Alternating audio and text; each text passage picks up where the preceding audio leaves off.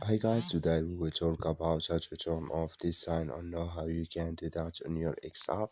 So all you have to do is you just go up here, you click here on this photo here in app, then it's going to show for us list like this. Sorry, I'm go back.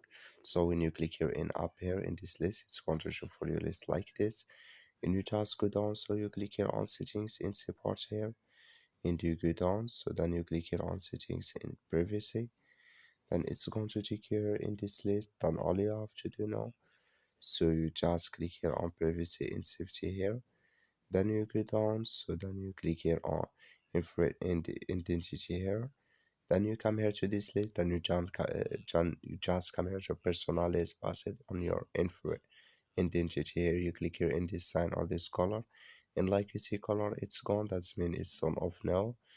That's all you have to do. Thank you for watching. Don't forget to support us by liking and subscribe.